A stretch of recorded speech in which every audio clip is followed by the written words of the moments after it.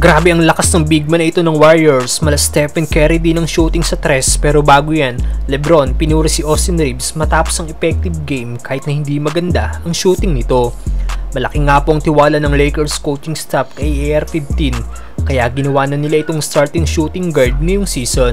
Pero sa first 5 games nga po ng Lakers, nag-struggle nga po si Reeves at bagsak ang shooting na meron lang 34.1% shooting sa field at 21% naman sa 3-point area, averaging 11 points per game, malayo sa 16.9 points niya noong playoffs at may shooting ng 46% sa field at 44% naman sa 3-point area. Pero kahit maalat nga po ang laro ni AR-15, binigyan pa rin ni LeBron ng credit si Reeves dahil kahit nag-struggle daw ito sa field, malaki pa rin daw ang naging ambag ni Reeves para manalo sila. Nakagawa daw ito ng 8 rebounds at 7 assists at big time 3 steals, kaya naman isa daw itong big time player para sa kanila. Dagdag pa ni LBJ, isa raw si Austin sa mga key player ng Lakers, kaya kahit hindi daw nagsushoot ang mga tira nito, kailangan pa rin daw nila maglaro na maganda. At ito daw ang rason kaya isang magaling na player si Reeves dahil hindi nito kailangan makashoot para maging effective. Anong masasabi nyo dito mga brother?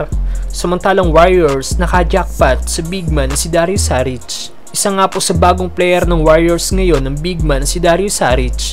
Binigyan nga po ito ng 1 year 2.7 million ng GSW at ngayon lumalabas na naka-jackpot din ng Warriors sa big man na si Saric. Dahil sa first 5 games na nasabing forward, nag-average nga po ito ng 9.5 points at 6.8 rebounds per game. Second in rebounding leader sa mga bench player ngayon, kasunod ni Christian Wood ng Lakers na may average 7.8 rebounds per game. Solid din ang outside shooting ni Saric na mayroong 42.3% shooting beyond the arc. Maganda nga po naging laro ni Dario Saric sa naging last 2 game ng Warriors kung saan kontra sa Kings na dikit lang ang laban. Nakagawa nga po ito ng 15.6 rebounds sa 2 assists, shooting 66.7% sa field at 3 of 5 naman sa 3-point area.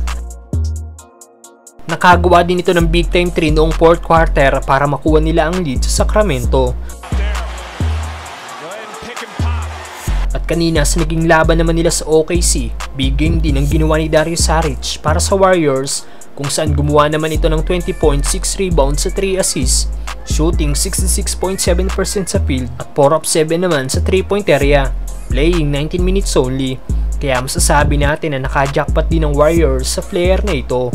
Maging ang Warriors coach na si Steve Kerr ay believe kay Dario Saric at sinabing perfect fit daw ang nasabing big man para sa GSW. At after ng game, sinabi nga po ni Saric na komportable daw siya sa Warriors dahil sa high IQ team daw ang GSW. Dagdag pa ng nasabing big man, nakatulong daw ang pagiging mag-teammate nila ni CP3 dati sa Phoenix Suns kaya hindi siya gaanong nahihirapang mag-adjust sa laro ng Warriors. Ano masasabi nyo sa larong ipinapakita ni Dario Saric mga brother? No, I think I was more confident coming with a team who knows how to play, you know, high IQ level team, you know, everybody know their own role, you know, and chemistry with Chris, you know, playing together in the Suns, you know, I kind of find myself in, and, you know, I hope I'm gonna continue doing like that.